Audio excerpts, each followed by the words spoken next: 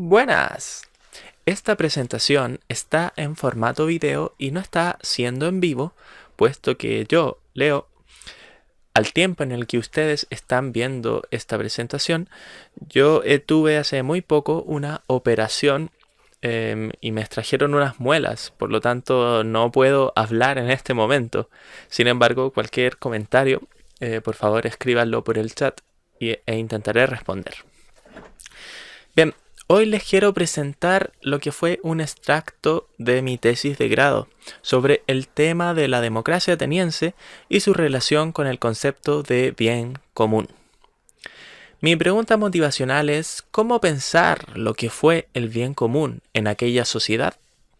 Como veremos a continuación, existen varias dificultades históricas que ponen en duda si realmente la política ateniense tuvo alguna consideración con el bien común, y será necesario entonces tener muy presente estas críticas.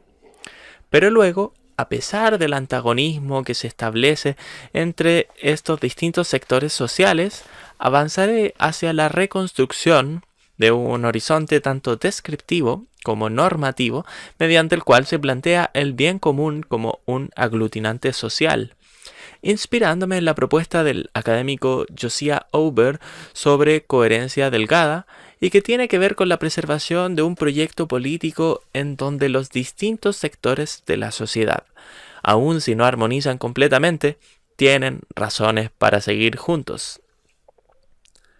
Bien, decía que comenzaré revisando las críticas al concepto de bien común.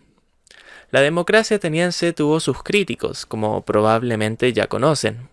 Uno de los críticos más famosos es un autor anónimo, conocido hoy como el viejo oligarca o pseudo Ginofonte, quien escribió un corpúsculo de nombre La Constitución de los Atenienses, Athenaion Politeia, donde expone de un modo tosco sus problemas con el régimen político de su tiempo. Entre sus críticas dice que el pueblo ateniense se preocupa por su propio interés y no por el interés general. Veamos la siguiente cita. Puesto que si prefirieran a los mejores, preferirían a quienes no piensan igual a ellos mismos. En ninguna ciudad, en efecto, la mejor parte está bien dispuesta con el pueblo, sino que la peor parte en cada ciudad está bien dispuesta para con el pueblo, porque los semejantes están bien dispuestos para con sus semejantes. Por eso entonces los atenienses prefieren lo que les conviene a sí mismos. Termino la cita. Este es el conocido argumento de la tiranía de la mayoría. El pueblo de Atenas gobierna para su propio beneficio, para su propia clase, en detrimento de otras clases más pudientes. De esto se infiere entonces que el gobierno no se rige por el bien común, sino por un bien parcial. Pero este autor sí acepta que hay un marco objetivo del buen ordenamiento político, que es, para él, un régimen aristocrático. Otro crítico de la democracia, quizás más famoso para nosotros, es Platón. Por temas de tiempo no me extenderé mostrando sus argumentos, sino que solo haré un parafraseo. En varios de sus textos, como el Gorgias, desarrolla una crítica a la democracia basándose en que las mayorías son ignorantes y no eligen de acuerdo a la virtud y el conocimiento, sino que eligen conforme al placer. No hay que obedecer a las mayorías, sino a los expertos. Es la típica consigna socrático-platónica. En esta crítica, entonces, el pueblo ateniense no persigue el bien común, ya que no es capaz de conocerlo, y en cambio, buscando lo que se le presenta más conveniente a sus sentidos, se llega a un mal ordenamiento político. Para Platón, como probablemente saben de República, un buen ordenamiento político se basa en la obediencia a las leyes formuladas por expertos o filósofos, y este sería el verdadero bien común. A modo de síntesis, entonces, los críticos de la democracia no están dispuestos a aceptar que el bien común rige la política ateniense. Pero, ¿qué hay de los prodemócratas? Bueno, con estos también existen dificultades. Demóstenes en su discurso contra Midias, retrata a Midias como el típico aristócrata que comete injurias que perjudican al ciudadano común, especialmente a los más pobres, y luego utiliza sus influencias para evadir la ley y salirse con la suya. El respeto a la ley, según este orador, es el arma que tiene el pueblo para ser asistido frente a los recursos de los ricos, y su poder se sustenta en la aprobación popular de la misma. Veamos la siguiente cita. ¿Y la fuerza de las leyes? ¿En qué consiste? ¿Acaso si alguno de vosotros, al ser agraviado, prorrumpe en gritos, acudirán corriendo y se le presentarán en su ayuda? No, porque son textos escritos y no podrían hacer eso. ¿En qué reside, pues, su poder? En que vosotros las confirméis y las pongáis a disposición de quien en cada momento las necesite, provistas de toda su autoridad. Así pues, las leyes son fuertes por vosotros, y vosotros por las leyes. Termino la cita. De esto y varios otros pasajes se infiere que hay un conflicto latente entre clases. Y hay que mencionar acá que en la guerra del Peloponeso, Atenas perdió en buena parte por la traición de los aristócratas atenienses, mientras las clases populares estaban en guerra en otros sitios. Así vemos que tanto prodemócratas como antidemócratas reconocen tensiones políticas dentro de la ciudad y que, al menos para ciertas partes de la ciudad, no rige el bien común, sino intereses parciales. Intereses parciales, la cuna de la stasis, la división. Era bastante común en la Grecia antigua que las poleis se desmembraran. El peligro de guerra civil era constante. Como ejemplo, el célebre Solón se condecora en sus poemas autobiográficos por haber impedido la guerra civil entre sus conciudadanos, no dejando a ninguna facción hacerse con el poder. El miedo a las facciones como destructoras de ciudades incluso recorre la tragedia griega. Pero si este peligro está latente, ¿tiene algún sentido hablar de bien común?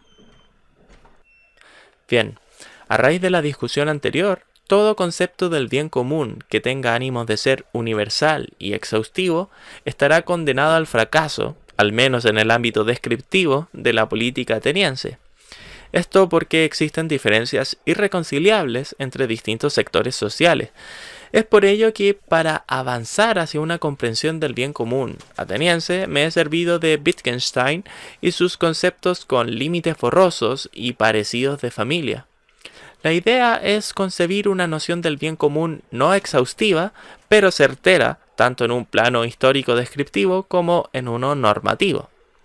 Quiero buscar una noción de bien común, pero ¿qué es lo común? Si vamos en busca de una identidad ateniense, resulta que como producto de su gran actividad comercial y poderío marítimo, albergó una gran diversidad cultural. Incluso hay académicos contemporáneos que plantean entender a Atenas como una ciudad tan diversa como las actuales. Es un error entender la identidad ateniense, por lo tanto, como un elemento totalizante que suprime cualquier expresión individual. La unidad de Atenas, y esto es quizás lo principal, no se basa en que todos sean iguales, ni en que todos piensen igual, sino que toman decisiones en común.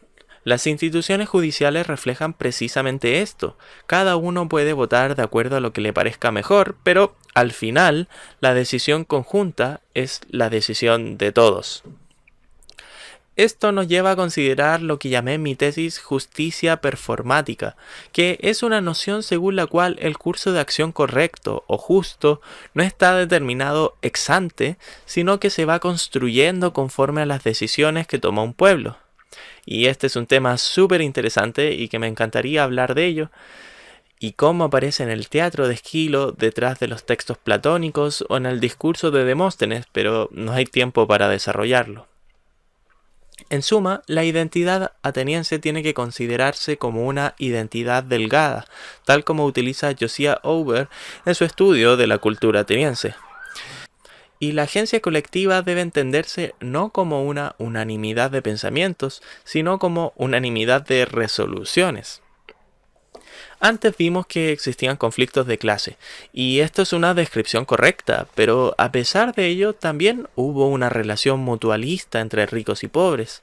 Los ricos tenían razones para vivir y participar en Atenas, incluso en su periodo más democrático, pues gozaban de una ciudad-imperio estable como muy pocas, de un régimen que no solo les permitía conservar su riqueza, sino que además se les colocaba en una posición social ventajosa por ella, donde recibían honores.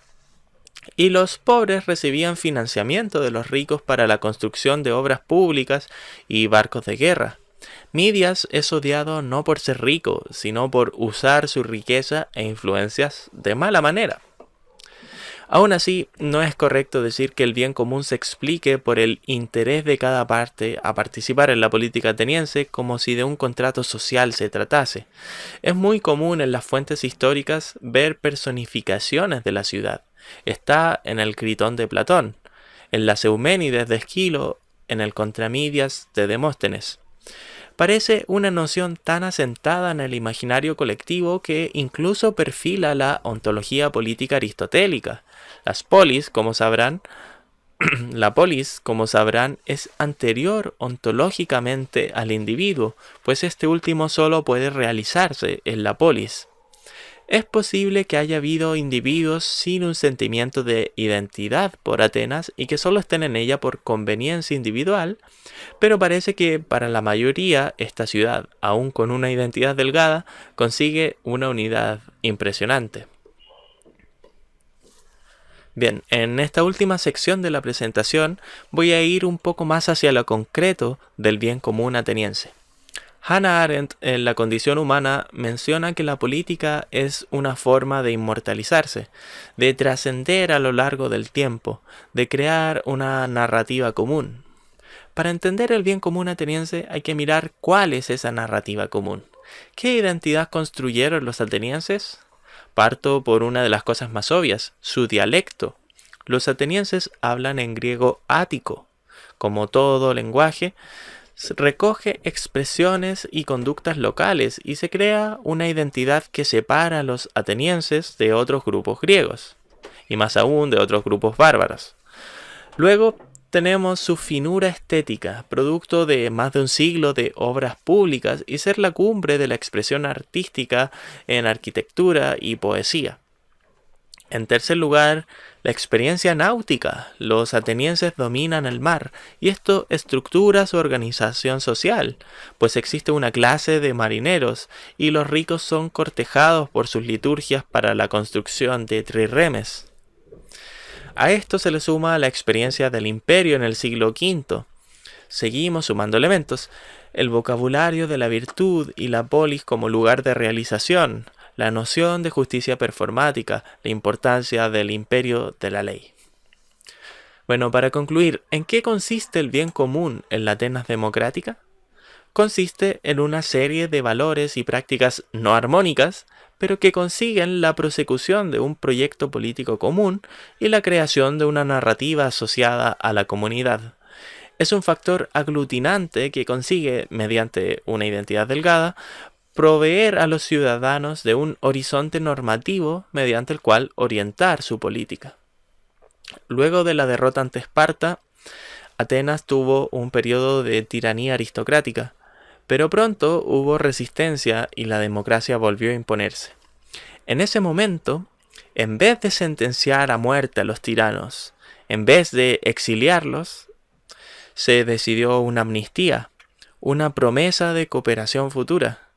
Y efectivamente, luego la democracia se mantuvo casi un siglo, hasta que toda Grecia fue conquistada por Alejandro Magno. Esta determinación de ir juntos es lo que anima el bien común. Muchas gracias por su atención.